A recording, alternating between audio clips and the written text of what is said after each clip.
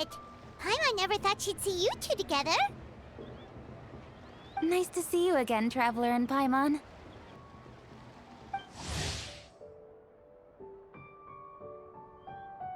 Oh, we're not interrupting anything, are we? Not at all. I wasn't in the middle of an interview or anything. I was just asking Miss Kuching about purchasing a kite. A kite? Are you buying some regional specialties to bring back to Fontaine? Well, yes. And... It seems you haven't heard yet. The theme of this year's Lantern Rite is kites. Oh, so that's why Paimon has seen so many floating in the sky. Liyue Harbor is always changing, so it is only fitting that Lantern Rite should change in turn. The Qixing believes it would benefit Liyue to build on our own cultural foundation by embracing the technologies of other nations. After all, it is said that the stones of another mountain may serve to better polish one's own jade. So, Ningguang organized a private meeting with Miss Charlotte to ask for her help in fostering cooperation with the right people. In the end, we decided to combine Liyue's traditional art of kite making with Fontaine's mechanical vertical lifting device. Mechanical lifting device? Sounds pretty impressive. But don't kites just use the wind to fly? Why would you need to add something mechanical? Well, you've actually just answered your own question, Paimon. How high and far a kite can fly depends as much on the weather conditions as on the skill of the person holding the string. But as soon as there's no wind, you can only flail about helplessly like a sweet flower medaka out of water. Experience doesn't matter at that point. Exactly. Liyue is now a nation ruled by humans, after all. It's about time we had the power to make a kite fly, don't you think? Plus, the easier we can make it to enjoy, the more people will want to participate. Right? I also thought it was a novel idea. Plus, it shouldn't cost much to do.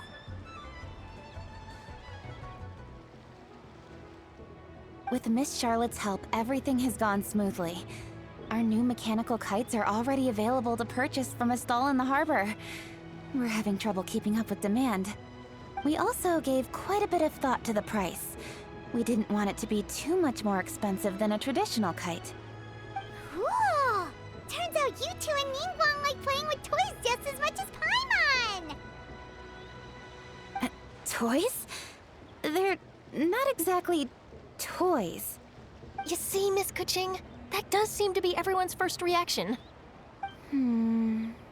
Although kites are one of our most time-honored cultural relics, outside of their use in certain ceremonies, I suppose they're considered playthings more than anything now.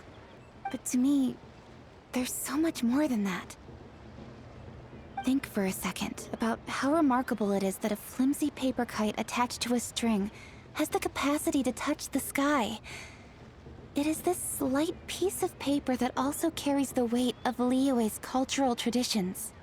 There's an old poem that goes, "O kite born of paper, flying true in sound, a lone traveler wanders, just waiting to be found."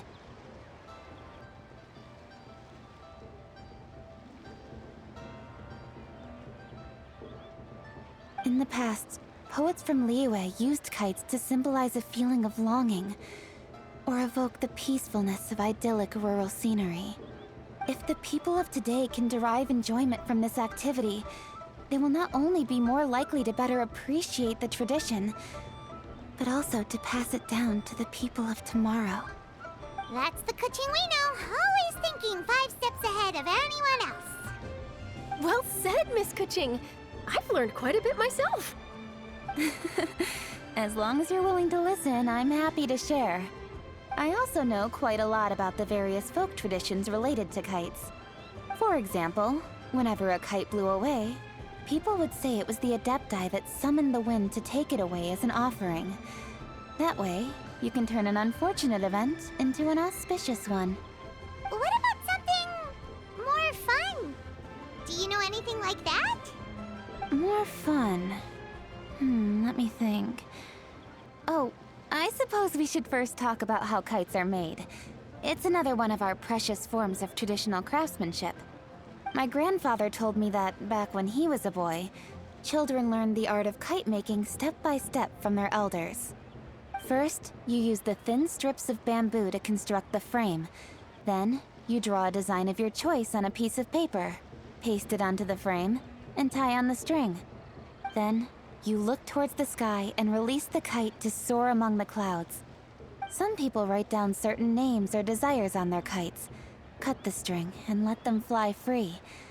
Others may place particular thoughts or meaning into the design itself. Are certain designs associated with certain meanings? I'm gonna jot all of this down. Well, for example, kites in the shape of a butterfly typically symbolize freedom, happiness, or the desire to break free. Fascinating. What else can you tell me? The scissored-tailed swallow is the most classic design. It symbolizes good fortune and joyful tidings. Different colors also have small variations in meaning. Are these commonly understood meanings and symbols in Liyue? Kind of like the language of flowers in Fontaine. I believe so. Most have probably heard something about it from their elders at some point. If you're interested, Miss Charlotte, I have several books on the topic that I could lend you. They could be a useful reference. That would be a huge help! Great! Looks like I've got the outline for quite the article on my hands. Perfect! We're gonna take a look around. Then I'll show Miss Charlotte to my home for a little while. I almost forgot. The Ministry of Civil Affairs is hosting a kite flying contest on the night of Lantern Rite. If you're interested, you're more than welcome to bring a kite and participate. The rules are simple. Whoever flies their kite the highest and furthest within the time limit will receive a special honor along with a secret prize. I've already prepared more than enough empty film for the event. I can see the spectacle already.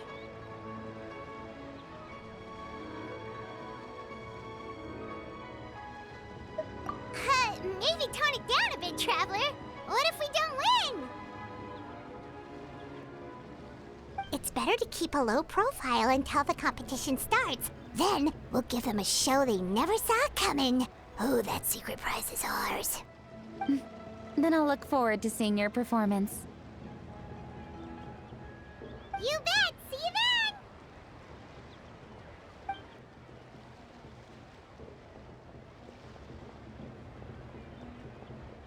Wait, Traveler? Take a peek to your right. Do you see those two people lurking over there? Is it just Paimon? Or were they staring at us the whole time we were talking to Kuching and Charlotte just now? They seem fishy. Huh. Well, yes, but something's up. Paimon just has a bad feeling. Do you think they could be treasure hoarders? They always seem to be stirring up trouble during Lantern Rite. Oh, Paimon's sick of waiting around for something bad to happen. We should strike first, you know. Foil their plans before they even begin. You go right, Paimon will go left.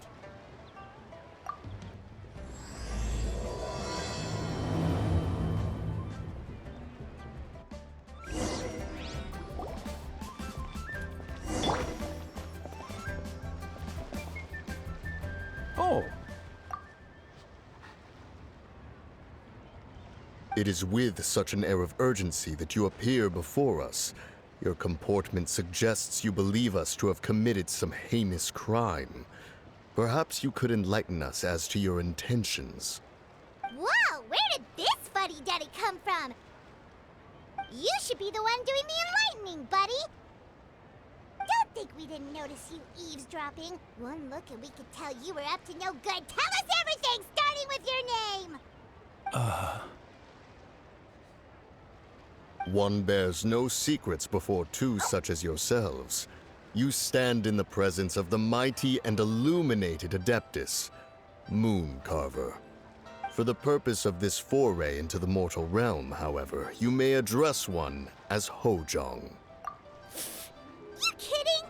That deer's got his head stuck so far up in the clouds, there's no way he'd humble himself down here with the rest of us.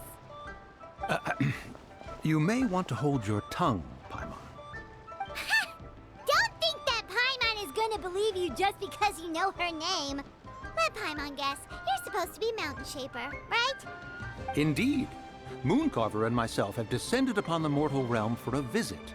The two of you may call me Jiahu. Huh. Looks like you did your research.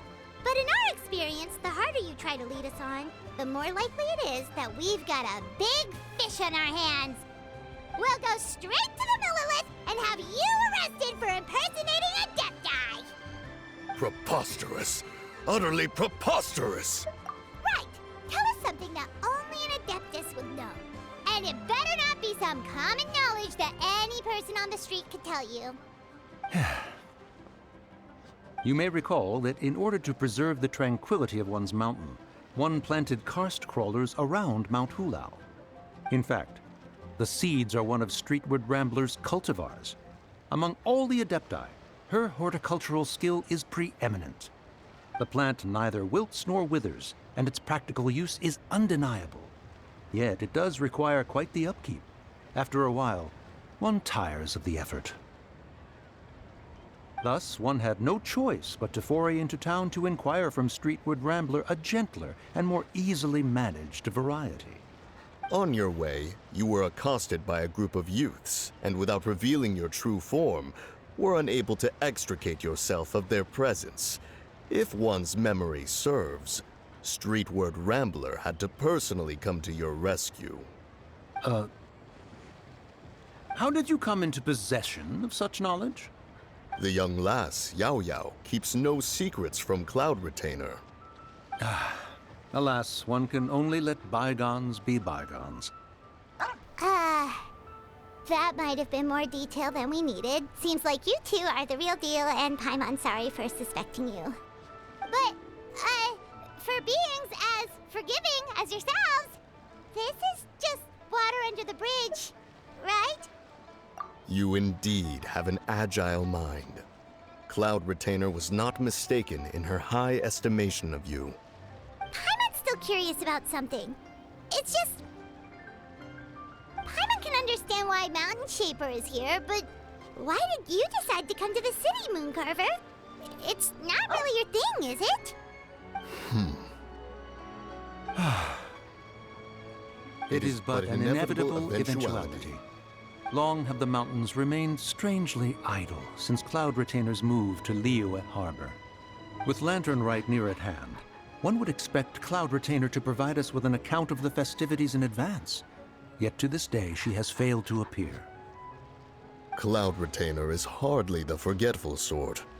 One must never rest idle in the face of that which demands action. And since our acquaintances dwell in Liyue Harbor, we had to travel here in human form to avail ourselves of their aid, Cloud Retainers in this case. But a moment ago, one heard you speak of a mechanical kite of sorts. It appears the essence of the situation has hitherto revealed itself. Now it is time for one to retire back to one's abode. Huh. So, you're not looking for Cloud Retainer anymore? Perhaps there are aspects of Cloud Retainer's temperament that remain opaque to young Paimon. Given one's understanding, one can only imagine the anger that now consumes her. Cloud Retainer is of a proud and arrogant disposition. She holds the belief that her skill in mechanics surpasses that of all others. One can be quite certain it is hardly with an open mind that she regards the arrival of this new technology. One surmises that she has shut herself away, refused all company, and buried herself in the study of her own creations. To call on her would only invite her rebuke. However, if you do happen to cross paths with her over the next few days, do pass along one's regards. Sure, leave it to us. Have a safe trip back, enjoy the scenery, and happy Lantern Rite! Thank you for your kind words. We shall now depart. We got all worked up for nothing, huh? All that trouble and it turned out to be people we knew all along. Well, it's still pretty early. Let's head over and check out the kite stalls. Paimon wants to see what kinds of kites we can buy to use in the competition. The bigger and prettier, the better.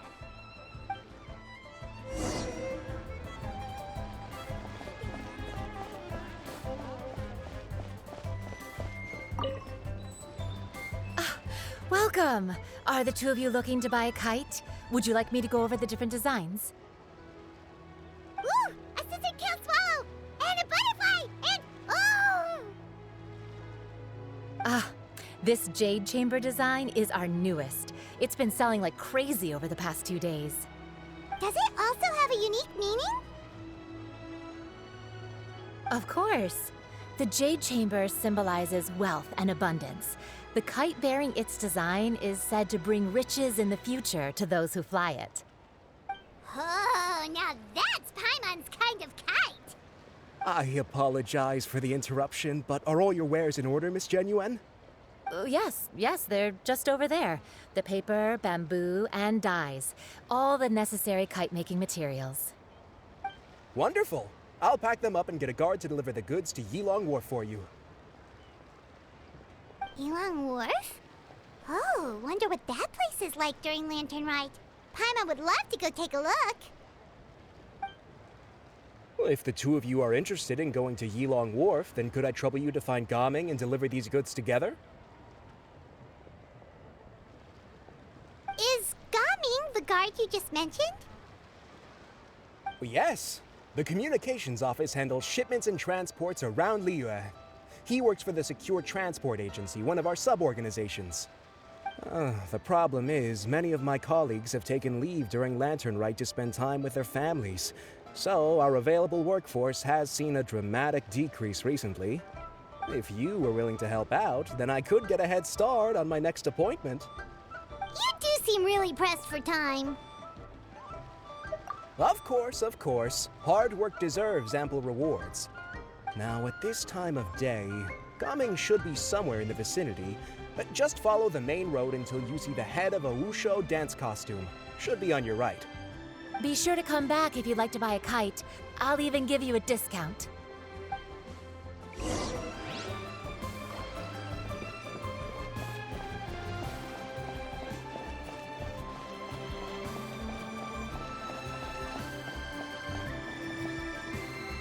Wait, I thought we had an agreement. Loser buys dim sum tomorrow? Look at you. Scowl like that for much longer and your face might stay that way. Hey now, don't be upset. How about this? You extend the invitation, and I'll pay. No way, Gaming. You're always the one picking up the tab. I'm not trying to be a sore loser. I just didn't expect you to come from behind to win like that. That was nothing. All in a day's work, friend. Perfect, Gaming is here. Sorry to interrupt, Gaming. We just spoke to a guy from the communications office who needs you to deliver some goods to Yilong Wharf. Oh, that must have been Longzhou. Looks like I've got work. Gotta go. Sure, go do your thing. Let's have a rematch when you get back. I won't let you win so easily next time. Alrighty, you can hand the goods over to me. Must have been heavy hauling them all this way. Let me take them off your hands. It wasn't that bad. It's just some kite-making materials. Plus, we didn't have to walk very far. Kite-making materials. I see. I'm glad it wasn't too much trouble, Paimon. Still, I owe you one. Ah, and you must be the traveler. It's nice to meet you. Thanks for your help. Huh? You know us? There probably aren't many in Liyue who don't. I've heard quite a bit about you two. You're quite well known around these parts. Oh, and please excuse Longzhou if he forgot to thank you. Take my thanks in his place. He's a good guy. He's just been super busy lately, running around from place to place. Don't be too hard on him, yeah? So, you here for Lantern Rite? Yep. It's always so lively this time of year. We were actually hoping we could tag along to Yilong Wharf and have a look around. Perfect! We'll go together then. I'm good with directions, so just follow me. Trust me, I know my way around. We can exchange stories, tell jokes, or just chat along the way. Oh, and there are a couple of good places to eat along our route.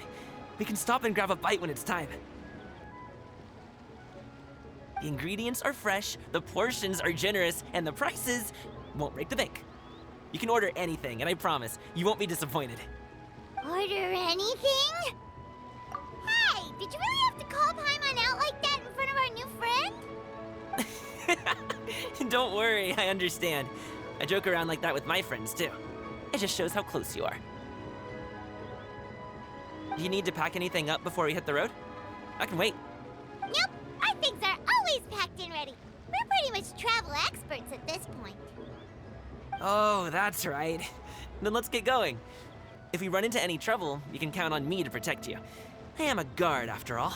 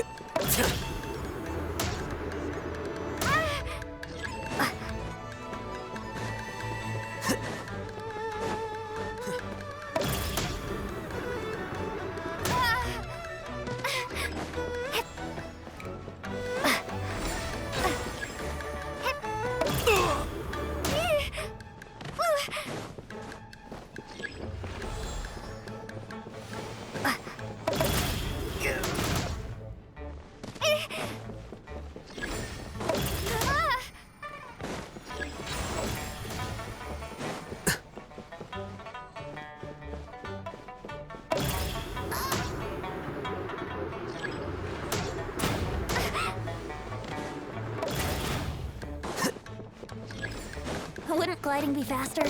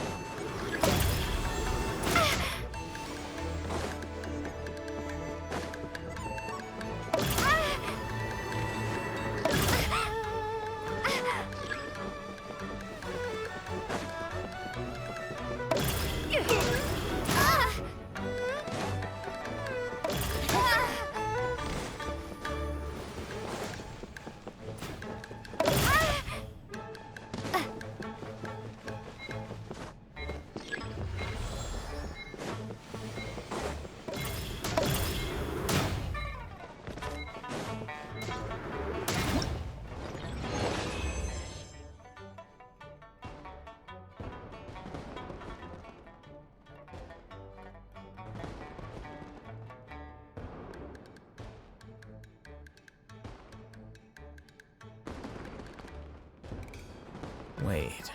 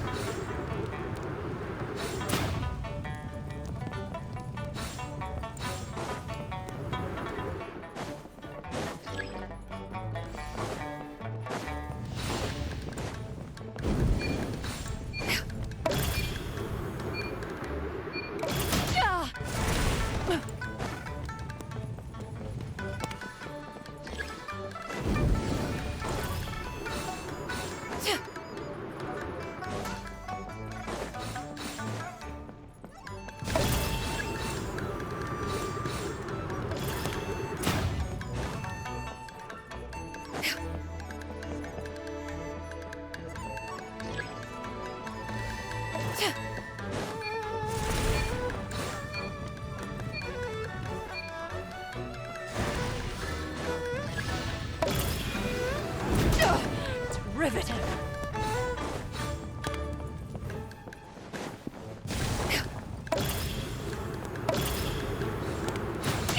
Inconsequential.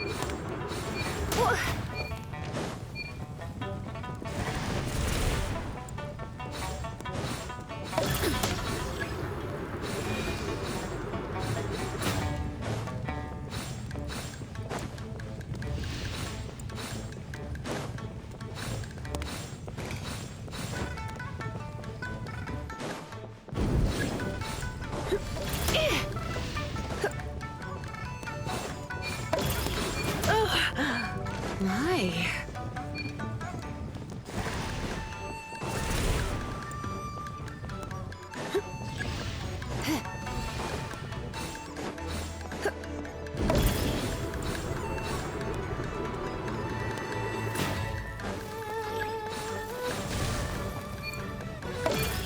Don't be such a brute.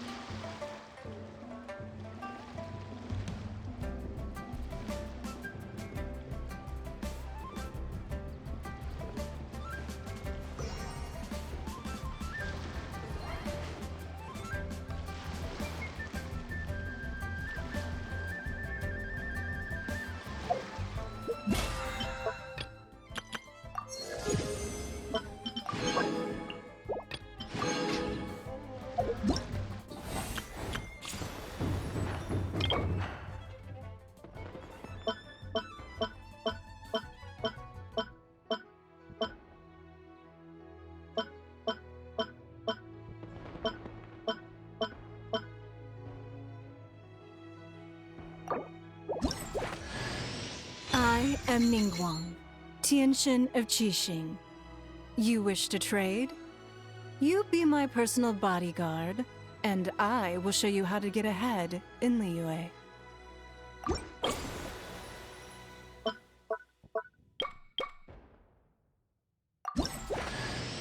The hero's valor ripples through his robes. His...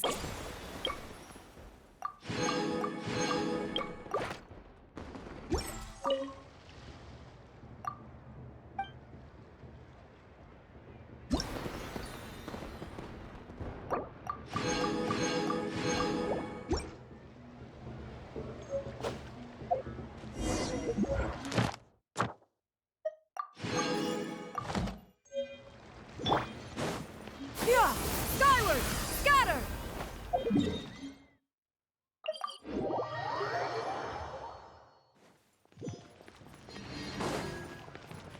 Yeah! Skyward! Scatter! Ad Astra.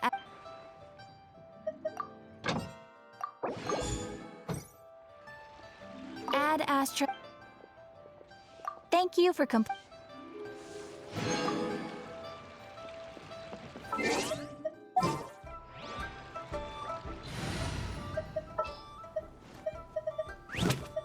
Understood.